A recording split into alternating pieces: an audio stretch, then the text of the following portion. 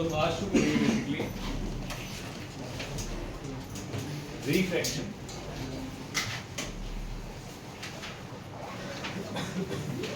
Refraction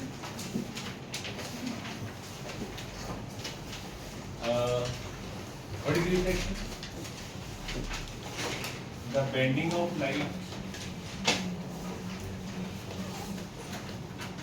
when it moves from one medium to another is called refraction. Correct? जब भी एक light एक medium से दूसरे मीडियम जाएगी तो बेंड करती है, this bending is called refraction. Correct? अब बेंड क्यों करती है? मान लो सपोज एक मीडियम है, फैक्टर इंडेक्स है mu1, यहाँ पे है mu2, यहाँ से आ रही है। अगर सपोज ये रेयर है और ये डेंसर है, it bends towards normal. Angle of incidence, angle of refraction. सही है? और अगर सपोज ये जा रही है आपकी denser to rarer, it bends away from normal. ऐसे करेक्ट है? लिखने की जरूरत नहीं है, सब जानते हैं इस बात। You know by birth. है ना? अब ये बताइए मुझे कि बैंड क्यों करती है लाइट? क्यों करती है बैंड? बैंड करती है सब जानते हैं, बैंड क्यों करती है बताइए आप। हाँ, लाइट की स्पीड चेंज हो जाती है। अच्छा, मतलब आप चल रहे हो 10 की स्पीड से 15 हो जाओगे तो मुड़ जाओगे। This what you are saying ना? ऐसा करते हो आप? यहाँ ब्रेक लगा तो भी मुड़ जाते हो। हाँ जी, स्पीड ऑफ लाइट मीडियम में चेंज होती है क्योंकि म्यू की वैल्यू चेंज हो जाती है। बैंड क्यों करती है पूछ रहा हूँ। मेरा क्वेश्चन बहुत सिंपल है कि लाइट बैंड क्यों करती है? ताकि वो सेम टाइम पे सेम डिस्टेंस कवर कर सके। हाँ, एग्जैक्टली यही रीजन है। क्या बात है, पूरे सेशन में पहली बोली है।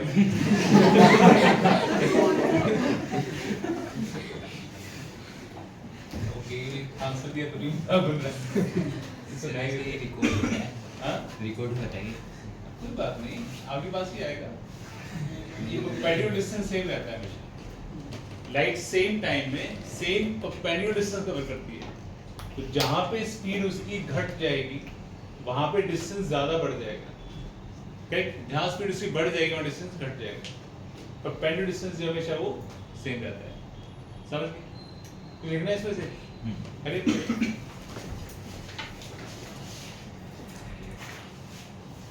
Next is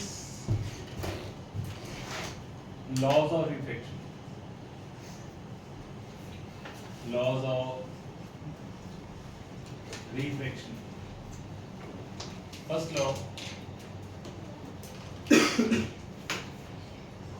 incident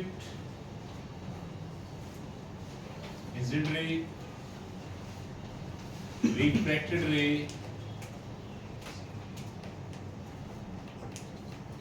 and normal all lies in same plane.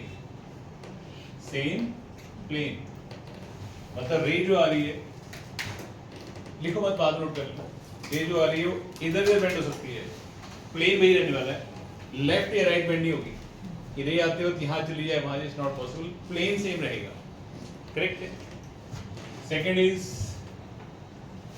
Snell's law. What is Snell's law? The product of sine of angle of incidence and refractive index of that medium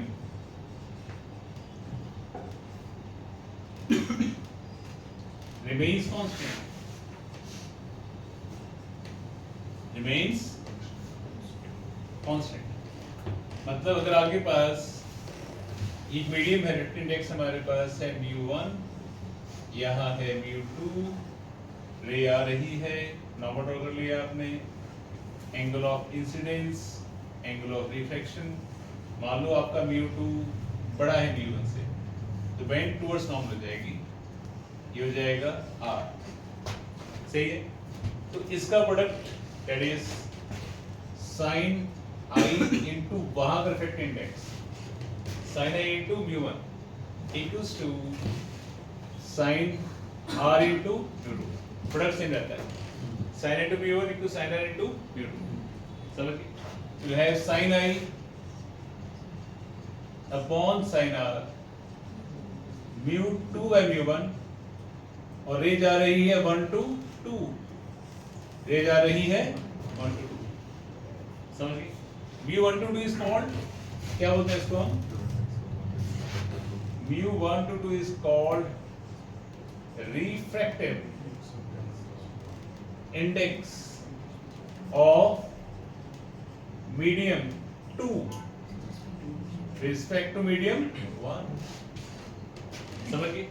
और अगर suppose आपकी रे जा रही है denser से rare की तरफ, यहाँ है μ2, यहाँ है μ1, normally μ2 is referred for dense media, μ1 is for rare media, यहाँ से आ रही है, नॉर्मल ड्रॉ कर लो, जा रही है डेंसर रे की तरफ, कहाँ बेंड करेगी, अवे फ्रॉम नॉर्मल, ये हो जाएगा। Again sin i into μ2 sin r into μ1, sin i into यहाँ का refractive index, sin i into यहाँ का refractive index, product means constant, clear.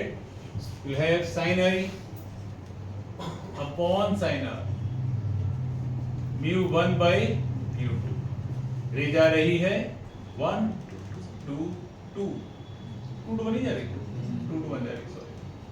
तो म्यू 2 to 1 क्या हो जाए, refractive index, refractive index of medium 1 respect to 2, समझ गए। सिंपल सा लॉ है, product of sin i into μ1 remains constant, clear, note down hurriedly।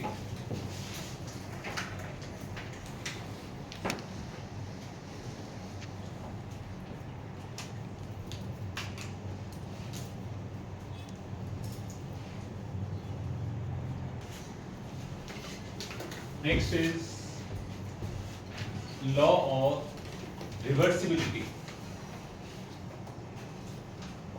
Law of reversibility. क्या law है basically?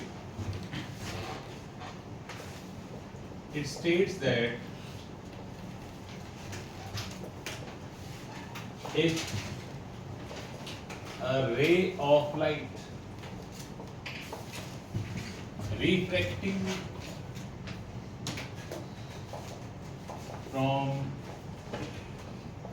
number of mediums is reversed with help of plane mirror held perpendicularly,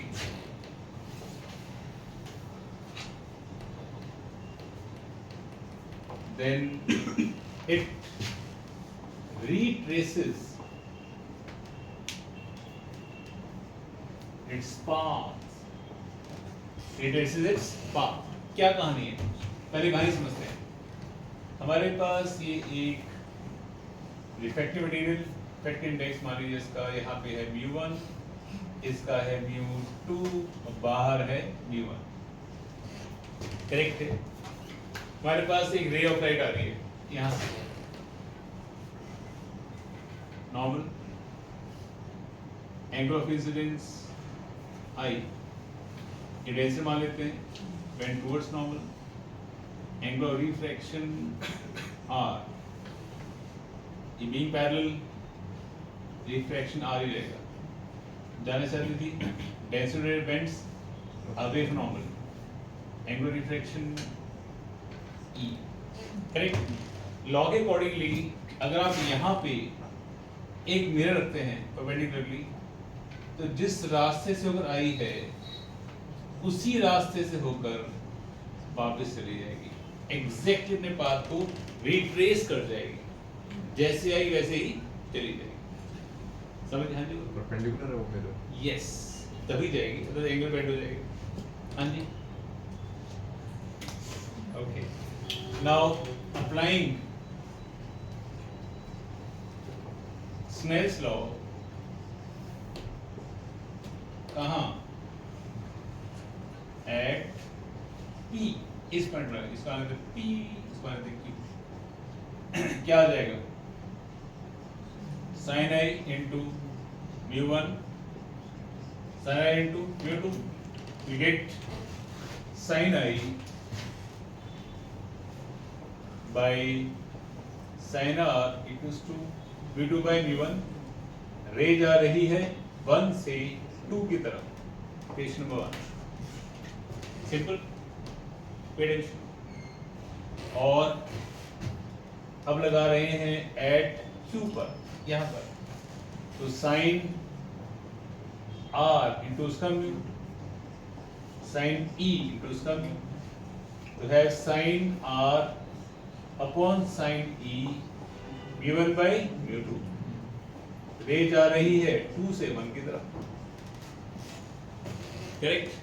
अब लगा रहे हैं सी पार्ट में, again at Q on reverse light पर, जो light reverse हो रही है, जो लाइट रिवर्स हो रही है, वापस जा रही है जो, उसके लिए ये इंसिडेंस है, sine E into mu 1 sine R into mu 2, ये हो जाएगा।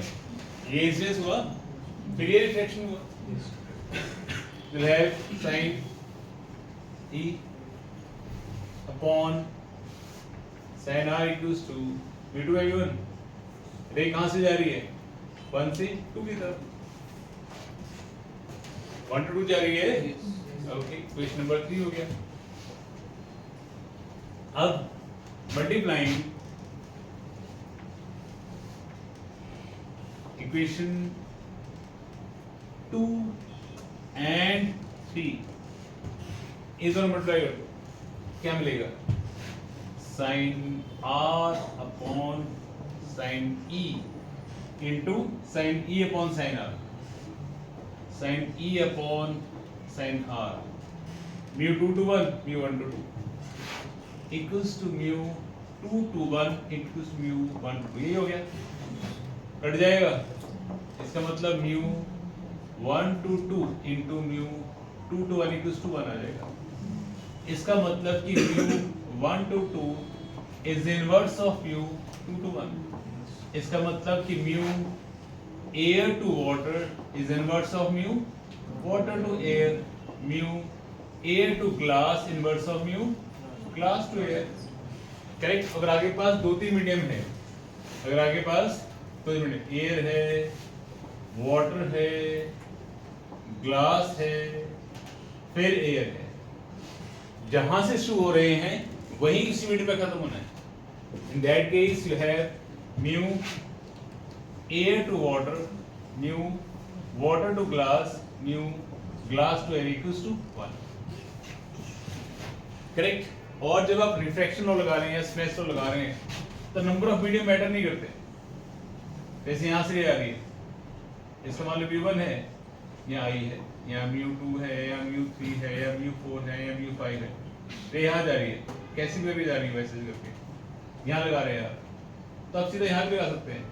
इसका मतलब यहाँ लगाएंगे तो साइन E इंटू μ1, यहाँ लगाएंगे साइन R इंटू μ5, कहीं भी लगा सकते हैं, इट्स नॉट नेसेसरी कॉन्टिन्यूएशन में ही लगाना है, करेक्ट है। सिंपल लॉ क्या था? Product of sine I into μ1 is constant, यहाँ कांस्टेंट है तो यहाँ भी तो कांस्टेंट रहेगा, sine I into μ5 is constant. समझ रहे हैं? जहां से शुरू हो रहे हैं वहीं खत्म हो रहे हैं, तो 1 to 2 2 to 1 2 और 2 to 3 3 to 1 एंड 1 पे कर रहे हैं तो 1 हो जाएगा। बात समझ आएगी?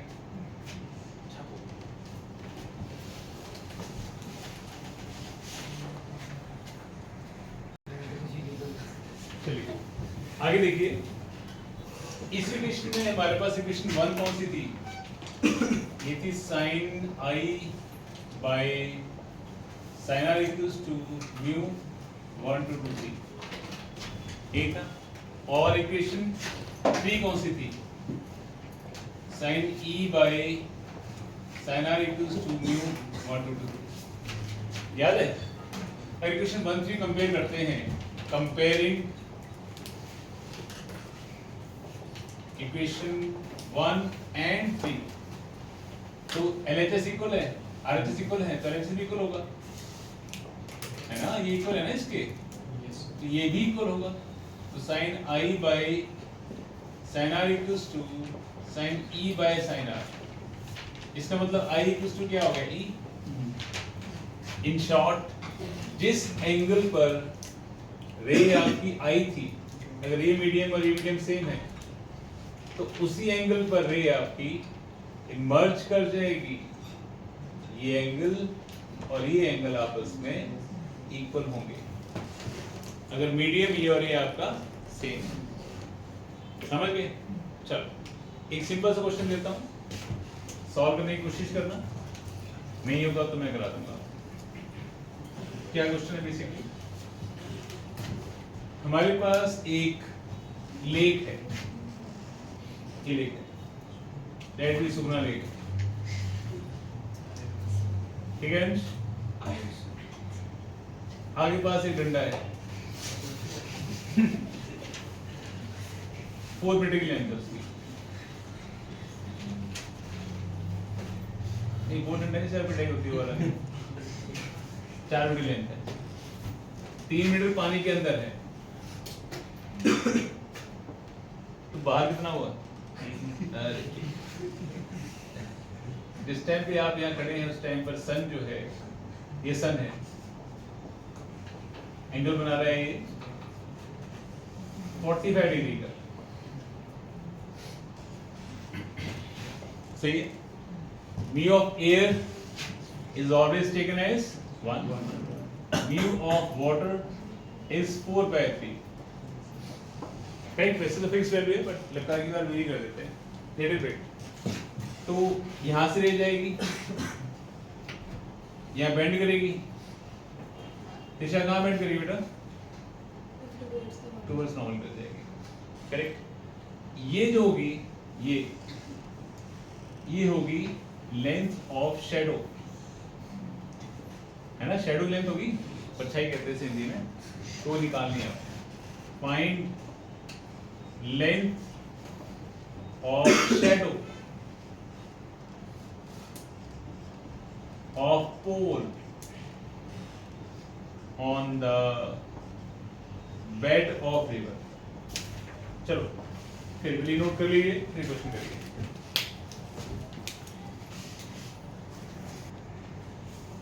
तो लेट अस सी क्या करना है।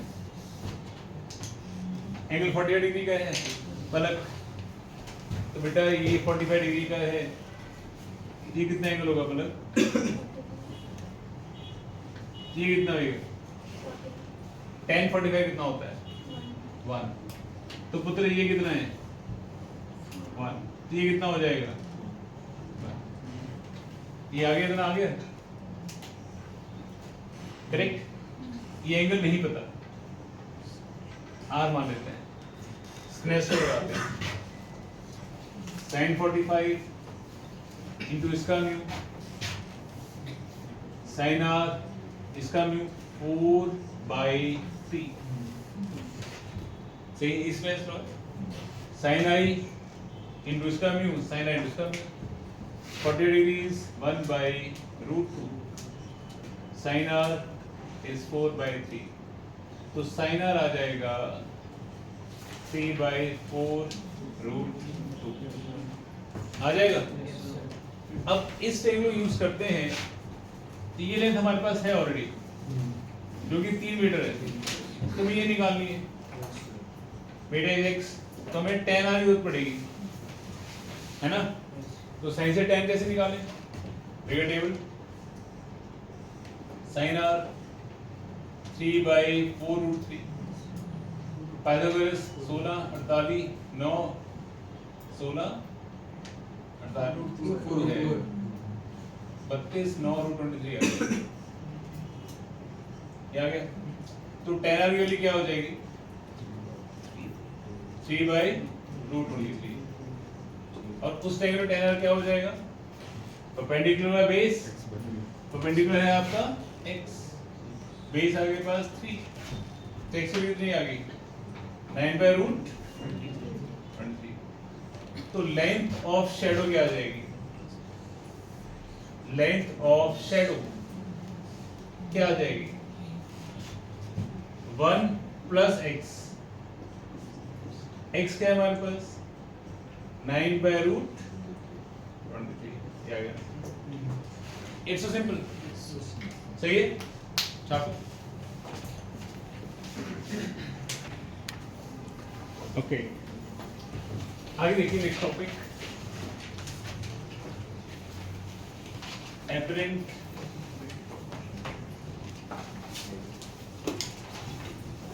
depth apparent depth it is the depth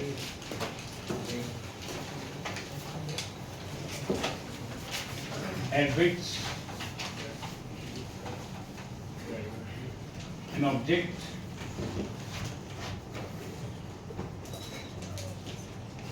appears to be placed in denser medium when seen from rarer medium seen from rarer medium मतलब अगर ऑब्जेक्ट को आप डेंसिटी मीडियम में रखा हुआ है देख आप रेयर से रहे हैं तो हमेशा जिस डेप्थ पे नजर आएगा वो एपरेंट डेप्थ है करेक्ट नॉर्मली हमेशा उठा हुआ नजर आता है तो हमारे पास ये है एक मीडियम और यहाँ रखा है ऑब्जेक्ट करेक्ट जो रेज स्ट्रेट निकल रही है मतलब जिनका आई 0 है उनका आर भी 0 होगा नॉर्मल साथ एंगल होता है हमेशा यही नॉर्मल है आई 0 तो आर भी 0 है अब इसका ट्रेड मान लो आपके पास है म्यू जो रे एंगल पे जा रही है वो कहाँ बेंड करेंगी अवे फ्रॉम नॉर्मल तो जा डेंसर टू वेयर वे बाहर एयर मान लेते हैं जस्ट इन केस तो आप यहां से देखेंगे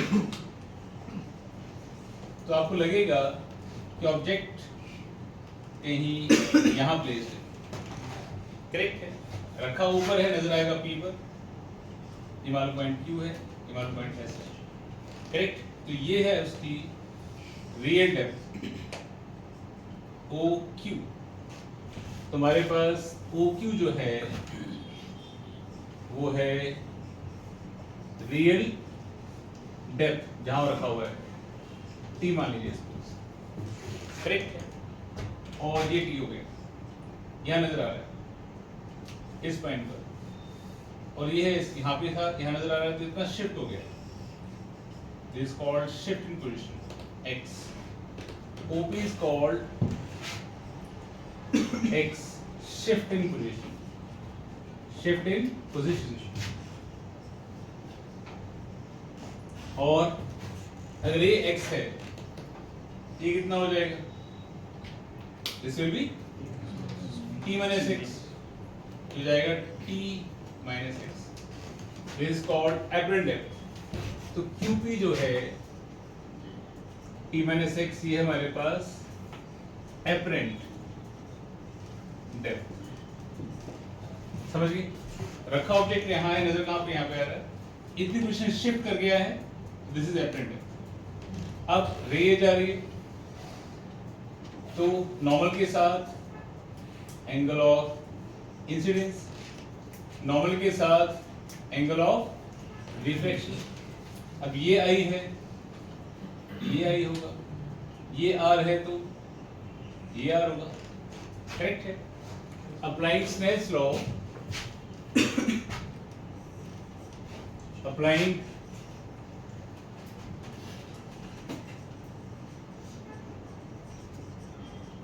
स्नेल्स लॉ एट एस, यहां लगाएंगे sin i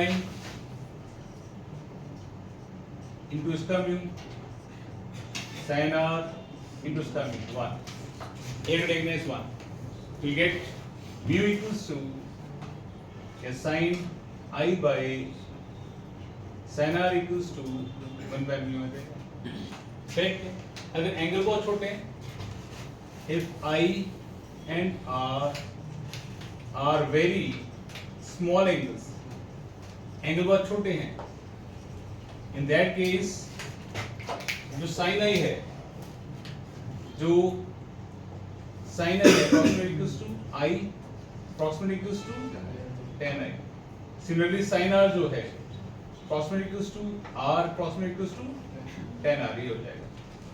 तो फॉर्मूला क्या हो जाएगा, tan I by tan R equals to 1 by mu।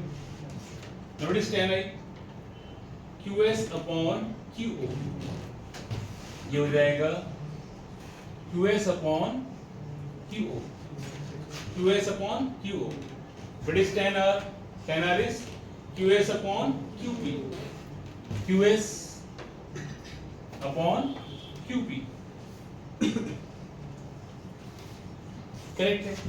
QS cancel out, क्या हो जाएगा, QP by Q हो जाएगा। तो we'll get 1 by mu equals to QS QP upon QO। Now what is QP या PQ है क्या, apparent depth है, and what is QO? QO क्या है, real depth। मतलब 1 by mu equals to apparent depth upon real depth। तो mu equals to क्या हो जाएगा, real depth upon apparent depth। What is real? T, apparent T minus x, x आ जाएगा plus mu minus 1 by mu into thickness। X is called shift in position, is called shift in position। इतना समझा गया, फटाफट से note कर लो।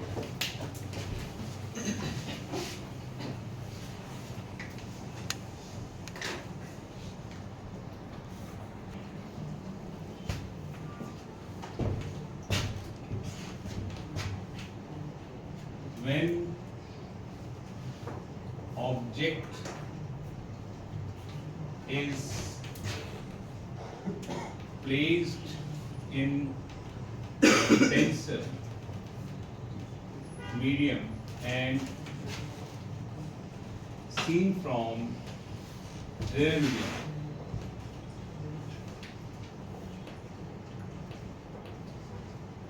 in that case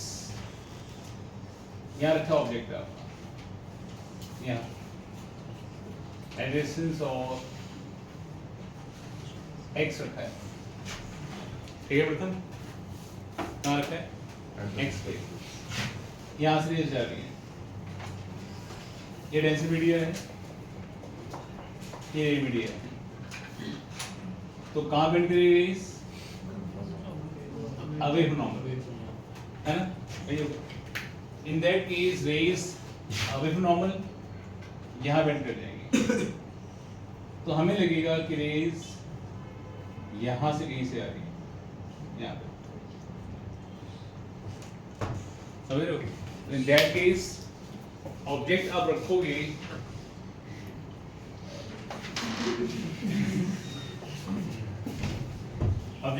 आप, इन्हें किसी ने आज सर्विस मिल रही है, नहीं मिलेगी, बदला गया हमारा, तो नजर आएगी एक्स बाय म्यू पर। एक मिनट नहीं नजर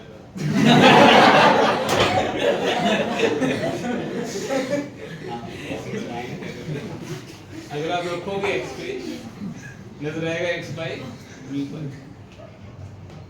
समझ ऊपर नजर आएगी। और म्यू हमेशा जो आपने लेना है वो म्यू इंटरफेस का होगा। मतलब अगर दो मीडिया हैं, एक ये है एक ये है, तो हमेशा वो म्यू जो होगा वो mu denser by mu rarer हो जाएगा हमेशा ही। करेक्ट है। डेंसर मतलब जिसका म्यू बड़ा है, ये मतलब कंपेयर्ड इसका म्यू कम है। Correct. Object place in denser seen from rarer, जहां रखोगे बाय म्यू नजर आएगा। क्लियर? क्लियर ना? ओके। और यही केस स्पीड की टर्म में भी आता है। करेक्ट है। मतलब अगर सपोज कोई ऑब्जेक्ट है, अगर कोई फिश है पानी में, किस स्पीड से ऊपर आ रही है? करेक्ट है। अगर वो v1 स्पीड से ऊपर आ रही है, v1 की स्पीड से ऊपर आ रही है, तो आपको जो स्पीड लगेगी एपरेंट स्पीड, वो v1 बाय म्यू इंटरफेस हो जाएगी। करेक्ट। तो डिस्टेंस का relative respect to time speed बन जाएगा। क्लियर? अब देखो आगे case 2। If object is placed in rarer medium and seen from denser medium.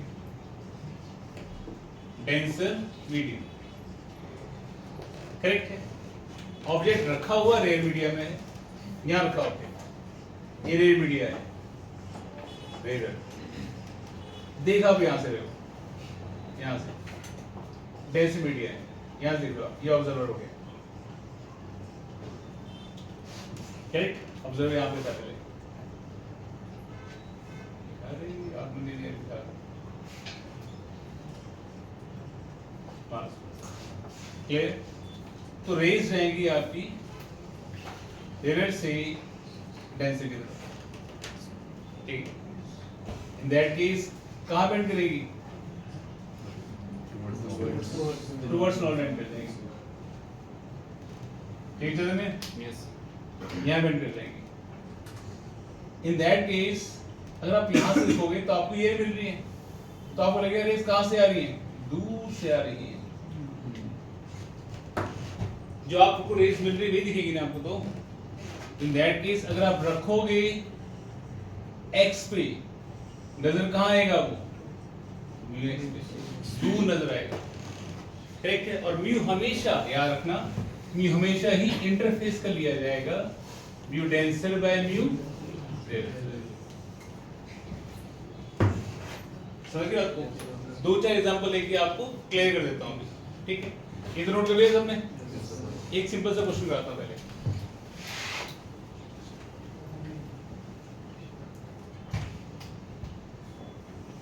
हाँ जी, हमारे पास मान लीजिए सपोज यहाँ पे है एक बर्ड,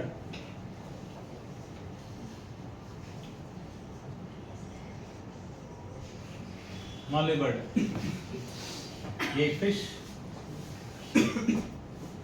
मान लो फिश है। ठीक है। ये डिस्टेंस है 10 मीटर का और ये डिस्टेंस है 20 मीटर का। फिश ऑब्वियसली पानी में होगी, पानी का म्यू है 4/3। बर्ड एयर में है, एयर का म्यू है 1। ठीक है। तो बहुत दिनों बाद मिले, तो बर्ड फिश को देख रही है, फिश बर्ड को देख रही है। ठीक है। तो हमें निकालना है एपरेंट डेप्थ या एपरेंट डिस्टेंस मान लेते हैं, not depth, basically distance of A part bird as seen by fish, B part fish as seen by bird. Correct है। पहले केस में बर्ड को फिश देख रही है, तो फिश हुई हमारा ऑब्जर्वर, ये ऑब्जर्व कर रहा है, और बर्ड हुई हमारी ऑब्जेक्ट। ठीक है। Object pledge in rare, seen from denser. Object pledge in rare, seen from denser. जहां रखा है उससे दूर नजर आएगा, मतलब अगर 10 मीटर पे रखा है तो कहां नजर आएगा, 10 इंटू म्यू, ये डिस्टेंस दूर हो गया, प्लस 20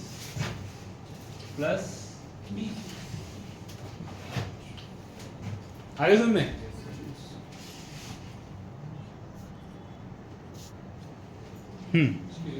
हाँ जी, मतलब म्यू एक्स प्लस वो होगा डिस्टेंस जितना, मतलब वो जितने में वो है ऑलरेडी फिश। हाँ ये तो ऑलरेडी पानी में है तो वही नजर आएगा ना। ठीक है, ये डिस्टेंस दूर हुआ 10 म्यू प्लस 20, इतना डिस्टेंस में नजर आएगा बर्ड फिश को।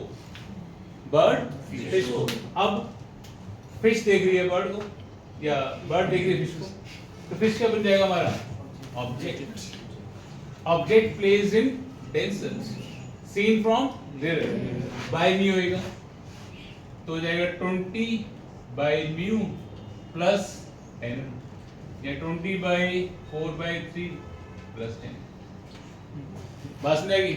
अब यहाँ पे दूसरा मीडियम क्योंकि एयर है तो बहुत सिंपल नजर आता है, जहाँ और मीडियम वाले लोग हैं थोड़ा सा डिफरेंट हो जाता है। समझ गए, सिंपल सी कहानी, object placed in denser seen from rare by mu, object placed in rare seen from denser into mu. Clear है, note down friendly.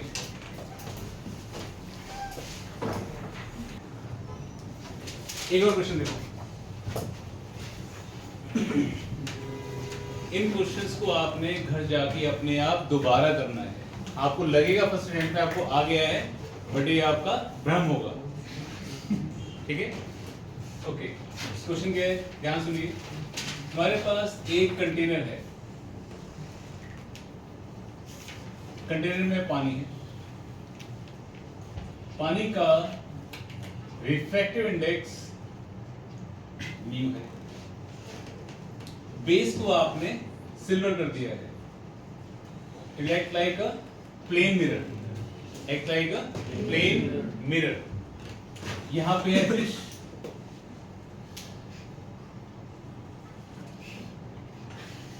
Non fish है, यहां पे आप है, यहां पे मतलब ऑब्जर्वर, आपकी आंख ही होगी, आंख ही देखते नॉर्मल लोग। एच हाइट फिश है h/2 पर, ये है h/2 पर, ऑब्वियस पूरा h है तो h/2 हो गया। चल क्या निकालना आपको, find apparent distance of a part fish as seen by eye। आंख फिश को देख रही है। B part fish image as seen by eye, fish की जो इमेज बन रही है मिरर में उसको देख रही हैं आप, करेक्ट है। C part eye as seen by fish, correct. अब फिश आंख को देख रही है। D part eye's image as seen bye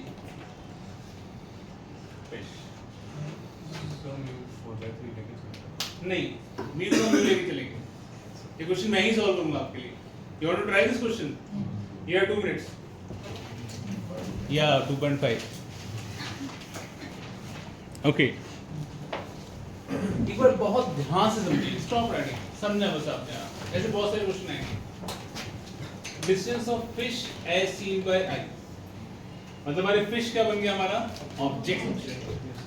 तो object placed in denser seen from there, तो क्या होएगा, बाय म्यू होएगा, h/2 म्यू प्लस h, ये distance by mu plus h। Clear है, क्लियर ऑल। मिरर की प्रॉपर्टी होती है कि जितना ऑब्जेक्ट बाहर है उतना ऑब्जेक्ट अंदर नजर आता है प्लेन मिरर्स की। तो अगर ये h/2 डिस्टेंस है तो इसकी इमेज भी यहाँ बन रही होगी, कहाँ पर, h/2 पर। अब आंख ने फिश की इमेज को देखना है, तो इसकी इमेज के रिस्पेक्ट में ये सारा डिस्टेंस पानी में हो जाएगा, सारा डिस्टेंस पानी में हो जाएगा। तो इन दैट केस ये डिस्टेंस जो पानी में हो जाएगा हो जाएगा 3h/2, h plus h/2। पानी में है तो बाई म्यू प्लस h। ये तो हुआ आंख जब फिश की इमेज को देख रही है, क्लियर। अब बारी आती है फिश की सी पार्ट में। अब फिश देख रही है आंख को,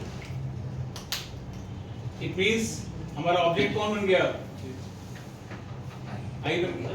object pledge in rare seen from denser, तो इनटू म्यू हो जाएगा। तो mu h plus h/2, mu h plus h/2, simple है। अब आंख देख रही है, आंख की इमेज को देखना है फिश ने। अब आंख के रिस्पेक्ट में, मतलब इसके रिस्पेक्ट में आंख कहां पर है पहले, नहीं, मीडियम चेंज है। तो ये डिस्टेंस जो होगा हो जाएगा mu h plus h, mu h plus h। क्योंकि जब रेज यहां से एंटर करेंगी तो बेंड टुवर्ड्स नॉर्मल हो जाएंगे। इस सरफेस को जो रेज हैं वो तो ये मिलने वाली है, तो उसको लगेगा कि भाई आंख कहीं यहाँ पर है। तो इस सरफेस के रिस्पेक्ट में आंख का डिस्टेंस हो जाएगा म्यू h प्लस h, इतना ही अंदर नजर आएगा। तो यहां से जो आंख की इमेज होगी यहाँ हो जाएगी म्यू h प्लस h, ये आंख की इमेज है। इसको फिश ने देखना है, इसको इट मींस ये डिस्टेंस प्लस ये डिस्टेंस, तुम्हारा डी पर आंसर आ जाएगा mu h plus h plus h/2। आगे सुनने क्लियर हो? यस बिल्कुल। एक लास्ट पार्ट एक बार दोबारा देख लेते हैं। ये हमारे पास कंटेनर था, कंटेनर में थी फिश, यहाँ था पानी, यहाँ था ऑब्जर्वर, ये डिस्टेंस था h, ये डिस्टेंस था h और ये डिस्टेंस था h/2। तो मैंने बताया कि प्लेन मिरर के रिस्पेक्ट में आंख की जो पोजीशन है वो म्यू h प्लस h है और वो इतना ही दूर नजर आएगी, यहां बन रही होगी इमेज में। इसको फिश से देखना है, ये डिस्टेंस प्लस ये डिस्टेंस ना, ये distance is mu h plus h plus h/2।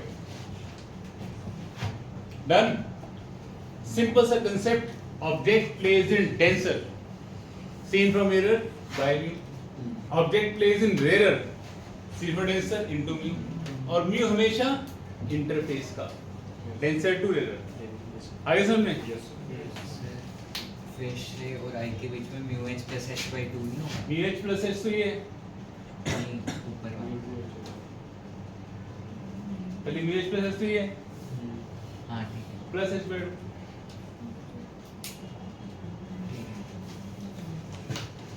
चलिए एक और क्वेश्चन देखिए बहुत ध्यान से, ये ऑन बोर्ड रखा रहेगा। नहीं ये समझिए कि उसके नीचे भी पानी ही है। ऑब्वियस बेटा, जब रेज यहाँ मिल रही है सरफेस को हाँ ठीक है तो वो तो यहाँ मिल रही है, तो यहाँ रिफ्लेक्ट करके जाएंगे तो सीन ही मिल रही है। क्लियर होना बहुत जरूरी है। Even ask as many question you want to ask from me, but आपको क्लियर होना बहुत जरूरी है कि जब मैं क्वेश्चन पूछूं आपसे तो आपको आना चाहिए। अभी आपकी बारी है, इसकी बारी है। तो जब म्यू h प्लस h लिया था तो वो मिरर को ऑब्जर्वर की तरह दे रहा था। हाँ हाँ, अरे इसमें देखो, वेरी नाइस क्वेश्चन। हमारे पास एक एक्वेरियम है, सब जानते हैं एक्वेरियम, घरों में रखते हैं, फिश है, ये ग्लास लेयर है, थोड़ा थिक ग्लास होता है उसका, यहाँ फिश है, ये फिश है, ये आंख है, ये आंख, ये डिस्टेंस है 10 सेंटीमीटर, ये डिस्टेंस है 6 सेंटीमीटर, ये डिस्टेंस है 8 सेंटीमीटर। यहाँ है पानी, म्यू ऑफ वाटर 4/3। यहाँ है ग्लास, म्यू ऑफ ग्लास 8/5। यहाँ है air, mu of air is 1। Question समझ गए? Please pay attention. यहाँ है ऑब्जर्व, आंख है, यहाँ है फिश, पानी, glass, air. Mu of glass पानी is 4/3, glass 8/5, air is 1। Correct है? डिस्टेंस दिए गए हैं 10, 6, 8। तो क्या निकालना है आपको? Apparent, find apparent distance of A part fish as seen by eye, B part eye as seen by fish। ये क्वेश्चन भी मैं आपको खुद ही कराऊंगा, करेक्ट है? अब पहले मिड इंटरफेस का म्यू निकाल दे। म्यू ऑफ इंटरफेस कितना आ जाएगा? डेंसर बाय कितना हो जाएगा? ये 6/5 हो जाएगा। 1.2 कहते हैं इंग्लिश में, ठीक है? अब आंख देख रही है फिश को, जैसे मैं चल रहा हूं आपको एग्जैक्टली वैसे ही चलना है, ठीक है? यहां से मैं शुरू करिए, ये ऑब्जर्व हो गया, ये सॉल्विंग फर्स्ट पार्ट। यहां से यहां चलते हैं, कितना डिस्टेंस है? 8। सिंपल। जैसे ही यहां पर आते हैं, इस ग्लास के रिस्पेक्ट में पानी रेडर है, पानी का म्यू कम है 4/3, ग्लास का 1.6 है, ज्यादा है, तो पानी ग्लास के रिस्पेक्ट में पानी क्या हो गया? रेडर। ऑब्जेक्ट प्लेस इन रेडर सीन फ्रॉम डेंसर, क्या होगा? इनटू म्यू होगा, इनटू म्यू होगा। और म्यू किसका? इंटरफेस का 6/5। ऑब्जेक्ट प्लेस इन रेडर seen from denser into mu. Object place in denser seen from raider by mu. Mu किसका? इंटरफेस का। डन? यहां तक पहुंच गए हम। अब यहां से यहां आएंगे, +6। जैसे ही यहां आते हैं, ये क्या है? डेंसर। ये क्या है? Object place in denser seen from by mu होगा, तो पूरा डिस्टेंस बाय म्यू। इंटरफेस का म्यू इज 8/5 प्लस 10। समझ गए? और देखो, अब अगर सपोज हम फिश आंख को देख रही है,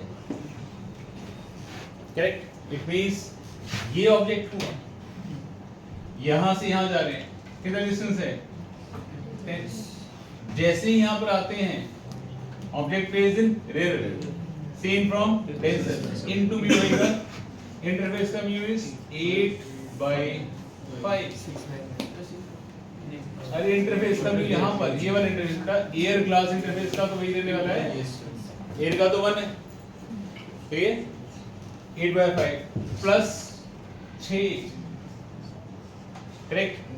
जैसे ही यहाँ पर आते हैं और replace in denser seen from rare by mu होगा। सारा डिस्टेंस बाय म्यू, इंटरफेस का म्यू 6/5 प्लस 8, करेक्ट? हाँ जी। Next is critical angle. Critical angle theta c. It is the angle of incidence for a ray of light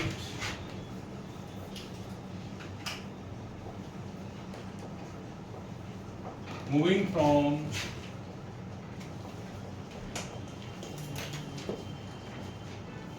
denser to thinner medium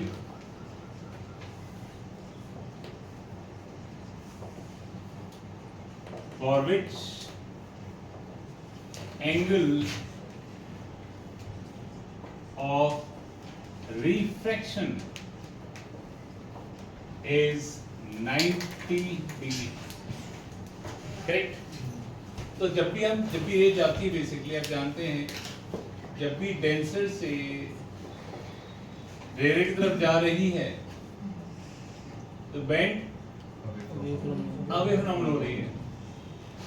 correct? तो वो angle of incidence जिसके लिए रे 90 पे निकले ऐसे करके ग्रेजिंग इमर्जेंस हो that is called critical angle. Correct? इससे जो रे बाहर निकलती है उसको हम ग्रेजिंग इमर्जेंस भी कहते हैं. ग्रेजिंग मतलब पैरेलल चलती है जैसे घास चल रही होती है वैसे जैसे तो ग्राउंड के पैरेलल चल रही होती है ऐसे समझिए वही से वर्ड है. अब इसका हम यू मान लेते हैं बाहर का एयर मान लेते हैं तो Snell's law sine theta C into mu sine 90 into air का हो गया म्यू तो साइन थीटा सी क्या हो जाएगा 1 बाय म्यू. करेक्ट? और अगर suppose angle of incidence critical से बढ़ जाता है क्रिटिकल से तो उसका TIR हो जाता है टोटल इंटरनल रिफ्लेक्शन. अगर अब एंगल ऑफ इंसिडेंस आपका अगर हमारा i of angle of incidence critical angle से बढ़ जाता है तो हो जाएगा TIR that is total internal reflection हो जाएगा. लाइट रिफ्लेक्ट कर जाएगी. करेक्ट? उस कंडीशन पर एंगल ऑफ इंसिडेंस और रिफ्लेक्शन सेम आ जाएंगे तब I equals to R हो जाएगा. करेक्ट? तो what is TIR basically by definition the bending back of light into the same medium when incidented at an angle more than critical angle. Correct है? When moving from कहां से कहां जा रही है? Denser to rarer.